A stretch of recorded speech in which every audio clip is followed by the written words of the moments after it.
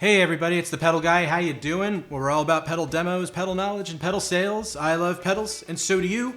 Exciting new update for the NuX MG30 brand new firmware version 3.0. We're going to check that out today. But before we get to it, if this is your first visit to my channel, take a second, click on that subscribe button down there, give me a thumbs up, help my video rank in the YouTube algorithm so I can make more content for you. This is an exciting new update because you get a new amp, you get new effects, and you get a whole bunch of really great workflow features. So let's not talk about it, let's get to it. Whoa, hang on, wait 1 second. I got something so very important. Please listen before you do the update. So come close, listen. Make sure you back up all of your patches before you do the update because this is going to erase everything. If you don't know how to do it, I've already shot a video that shows you how to do it, so check that video out and then do the update. A couple quick notes about the update as well. One thing is it will take up to 30 minutes for it to install, so give yourself plenty of time. And the other thing is after you restart the MG30 post-update, make sure that you do a factory reset and that you recalibrate the expression pedal. That's recommended by NuX for best use and best results. And also, of course, make sure you've got the latest version of the QuickTone editor. Okay, all done? Now, let's check out those new features. Let's kick things off by looking at some of the workflow improvements on the MG30 itself, and then we'll change gears and move over to the QuickTone editor for a more in-depth demonstration. So right from the get-go, one thing we can do with the joystick now is we can actually turn the dial and we get a list of patches that we can jump to. So much more easy than it was before. Isn't that great? We can go back to the 5150 here for a second. And one of the other cool things about this particular feature is if you start scrolling through and then you just decide, you know what, I don't want to select another patch, I want to keep the one I'm using, just leave it alone and it'll jump right back to the main patch. In addition to this, we go into the global settings here. System Restore now has 4 settings inside of it. So you have your factory reset, system inspection, ghost backup, and ghost restore. I've actually covered the ghost feature in a previous video. We go back to the global settings. Another one we have here is USB routing. And this gives us a dry-wet option for use with a DAW. Now this is a feature I have not dug into yet, but I'm going to check that out and do another video on that in the very near future, so stay tuned for that. But now, let's go ahead, get back to the top menu, and let's switch over to the QuickTone editor. Without a doubt, one of the most exciting things in this firmware update is the inclusion of the 5150 amp. If you go to the amp section here and just go all the way down to the bottom of the list, you'll see V1, V0, that'll bring it up. This is a pretty faithful reproduction of the 5150 amp. And it pairs very nicely, I find, with the CV75 impulse response that's included obviously with the MG30. So if you pair that up with a very slight delay and with a nice strong plate reverb, you can definitely get that Van Halen 1, Van Halen 2 sound pretty easily. And of course, if you want to add a phaser in there too, that wouldn't hurt. But let's have a quick listen to what this sounds like.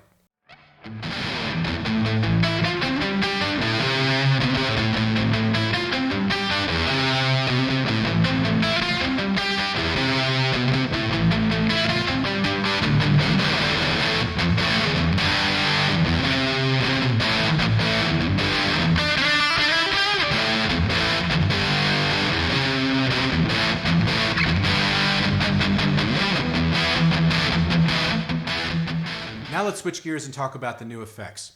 And we're going to kick things off with, of course, the red fuzz, which I kind of previewed a little bit a couple days ago on my Instagram feed.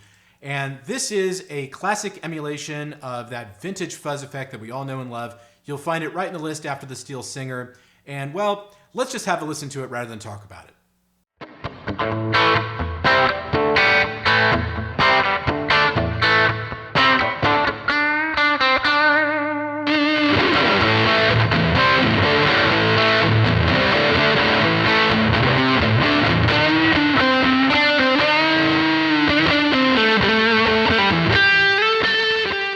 That's been included in this update is the touch wah. And this is a wah effect that responds to how you play rather than using the expression pedal. So it's kind of like a wah for people that don't want to use the pedal. So I find it to be a lot of fun. It's a very expressive effect and it gives you everything from like your standard crybaby sounds all the way up to a talk box sort of effect. But let's go ahead and have a listen to what this sounds like.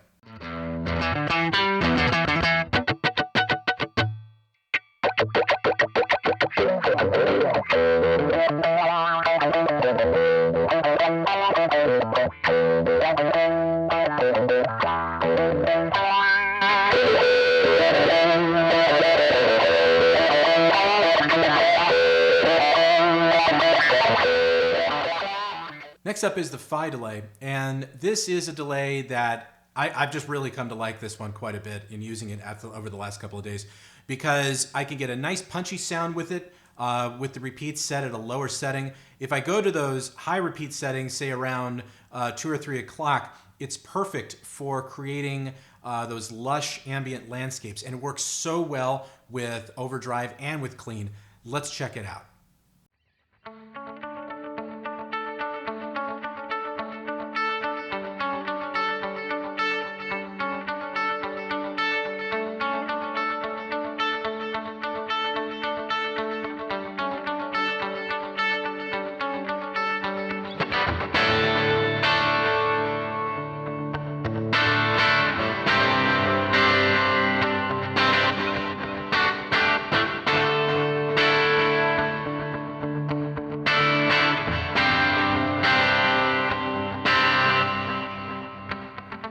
So let's check out the brand new volume block. This is a great addition to this update because it prevents your volume movements on the pedal to sound less artificial, because you can now take the volume block and you can move it anywhere you want along the signal path.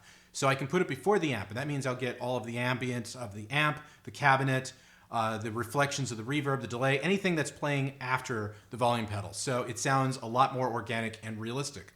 And if you also click on this, you can actually set a minimum and maximum level. So you can set a minimum of 50%, meaning that when I pull back on the volume pedal, it doesn't cut the audio out entirely. What it'll do is simply put it back to half the volume, and that makes it so much better that if you're playing like a quiet part and then you play a loud part, it can all be integrated into this one signal block.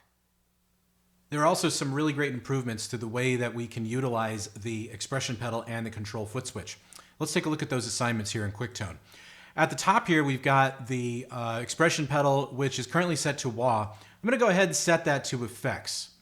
And once I do that, it is set to the red fuzz. And if I go over here to the parameter, I can go between gain and output. But if I right click on it, I can also assign a minimum and maximum amount here. So it's really great because what I can do here with, say, the gain is I could set it to 50 and have the max as a minimum and the maximum set to 100, meaning that when I pull back on the expression pedal, it's not going to turn the gain all the way down. It's going to set it to 50. So I can make it a little more expressive. And that's a really cool feature. The control foot switch now has a couple of new destinations as well. Let's go ahead and check that out. So right off the bat, we have the scene feature here. If I select scene, I can now have scene 3 off or on, which is really handy because when it's scene 3 is off, essentially what happens now is instead of going from scene 1, 2 to 3 and then jump back to 1, I can now just simply toggle between scene 1 and scene 2. Much handier, especially if you're trying to switch between rhythm and lead. If we go back here, we also have another destination, which is the freeze function for the reverb. If I select this and then I use the control foot switch, I press and hold the control foot switch, it now acts as a freeze function for the reverb.